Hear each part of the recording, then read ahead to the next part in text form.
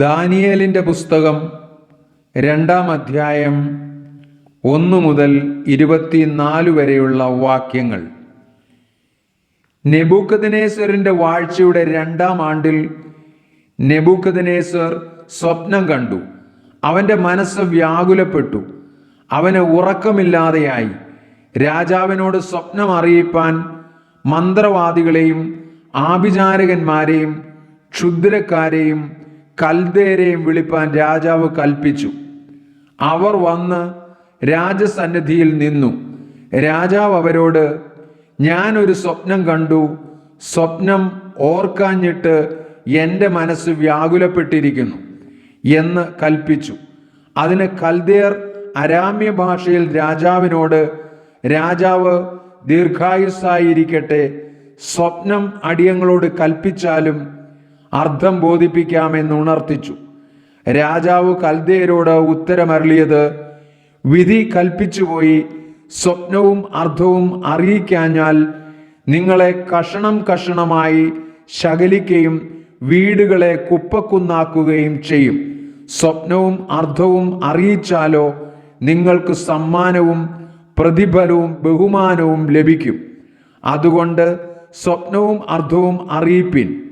അവർ പിന്നെയും, രാജാവ് സ്വപ്നം അടിയങ്ങളോട് കൽപ്പിച്ചാലും അർത്ഥം ബോധിപ്പിക്കാമെന്ന് ഉണർത്തിച്ചു. അതിന് രാജാവ് മറുപടി കൽപ്പിച്ചത്, വിധി കൽപ്പിച്ചുപോയി എന്ന് കണ്ടിട്ട് നിങ്ങൾ കാലതാമസം വരുത്തുവാൻ നോക്കുന്നു എന്ന് എനിക്ക് മനസ്സിലായി. നിങ്ങൾ സ്വപ്നം അറിയിക്കാഞ്ഞാൽ നിങ്ങൾക്ക് ഒരു വിധി മാത്രമേയുള്ളൂ. സമയം മാറുവോളം എൻ്റെ മുമ്പിൽ വ്യാജവും പൊളിവാക്കും പറവാൻ നിങ്ങൾ യോജിച്ചിരിക്കുന്നു. സ്വപ്നം പറവിൻ, എന്നാൽ അർത്ഥവും അറിയിപ്പാൻ നിങ്ങൾക്ക് കഴിയുമെന്ന് എനിക്ക് ബോധ്യമാകും. കൽദേർ രാജസന്നിധിയിൽ ഉത്തരം ബോധിപ്പിച്ചത്, രാജാവിൻ്റെ കാര്യം അറിയിപ്പാൻ കഴിയുന്ന ഒരു മനുഷ്യനും ഭൂമിയിലില്ല.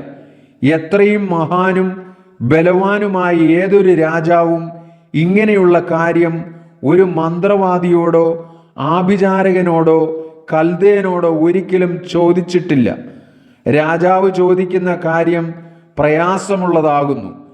തിരുമുമ്പിൽ അത് അറിയിപ്പാൻ ജഡവാസമില്ലാത്ത ദേവന്മാർക്കല്ലാതെ മറ്റാർക്കും കഴിയുകയില്ല. ഇത് ഹേതുവായിട്ട് രാജാവ് കോപിച്ച് അത്യന്തം ക്രുദ്ധിച്ച് ബാബേലിലെ സകല വിദ്വാൻമാരെയും നശിപ്പിപ്പാൻ കൽപ്പന കൊടുത്തു. അങ്ങനെ വിദ്വാൻമാരെ കൊല്ലുവാനുള്ള തീർപ്പ് പുറപ്പെട്ടു. അവർ ദാനിയേലിനെയും കൂട്ടുകാരെയും കൂടെ കൊല്ലുവാൻ അന്വേഷിച്ചു. എന്നാൽ രാജാവിൻ്റെ അകമ്പടി നായകനായി ബാബേലിലെ വിദ്വാൻമാരെ കൊന്നുകളവാൻ പുറപ്പെട്ട അരിയോക്കിനോട് ദാനിയേൽ ബുദ്ധിയോടും വിവേകത്തോടും കൂടെ ഉത്തരം പറഞ്ഞു. രാജസന്നിധിയിൽ നിന്ന് ഇത്ര കഠിന കൽപ്പന പുറപ്പെടുവാൻ സംഗതി എന്ത് എന്ന് അവൻ രാജാവിൻ്റെ സേനാപതിയായ അരിയോക്കിനോട് ചോദിച്ചു. അരിയോക്ക് ദാനിയേലിനോട് കാര്യം അറിയിച്ചു. ദാനിയേൽ അകത്തു ചെന്ന് രാജാവിനോട് തനിക്ക് സമയം തരേണമെന്നും താൻ രാജാവിനോട് അർത്ഥം അറിയിക്കാമെന്നും ബോധിപ്പിച്ചു.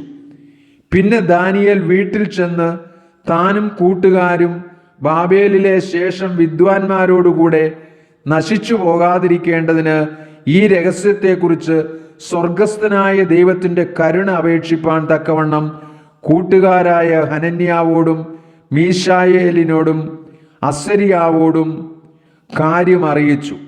അങ്ങനെ ആ രഹസ്യം ദാനിയേലിന് രാത്രി ദർശനത്തിൽ വെളിപ്പെട്ടു. ദാനിയേൽ സ്വർഗസ്ഥനായ ദൈവത്തെ സ്തുതിച്ചു പറഞ്ഞത്, ദൈവത്തിൻ്റെ നാമം എന്നും എന്നേക്ക് സ്തുതിക്കപ്പെടുമാറാകട്ടെ. ജ്ഞാനവും ബലവും അവനുള്ളതല്ലോ. അവൻ കാലങ്ങളെയും സമയങ്ങളെയും മാറ്റുന്നു. അവൻ രാജാക്കന്മാരെ നീക്കുകയും രാജാക്കന്മാരെ വാഴിക്കുകയും ചെയ്യുന്നു. അവൻ ജ്ഞാനികൾക്ക് ജ്ഞാനവും വിവേകികൾക്ക് ബുദ്ധിയും കൊടുക്കുന്നു. അവൻ അഗാധവും ഗൂഢവുമായത് വെളിപ്പെടുത്തുന്നു. അവൻ ഇരുട്ടിലുള്ളത് അറിയുന്നു. വെളിച്ചം അവനോടുകൂടെ വസിക്കുന്നു. എൻ്റെ പിതാക്കന്മാരുടെ ദൈവമായുള്ളോവേ, നീ എനിക്ക് ജ്ഞാനവും ബലവും തന്നു.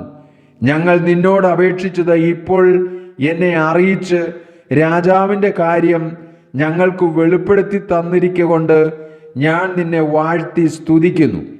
അതുകൊണ്ട് ദാനിയേൽ ബാബേലിലെ വിദ്വാൻമാരെ നശിപ്പിപ്പാൻ രാജാവ് നിയോഗിച്ചിരുന്ന അരിയോക്കിന്റെ അടുക്കൽ ചെന്ന് അവനോട്, ബാബേലിലെ വിദ്വാൻമാരെ നശിപ്പിക്കരുത്, എന്നെ രാജസന്നിധിയിൽ കൊണ്ടുപോകണം, ഞാൻ രാജാവിനെ അർത്ഥം ബോധിപ്പിക്കാം എന്ന് പറഞ്ഞു.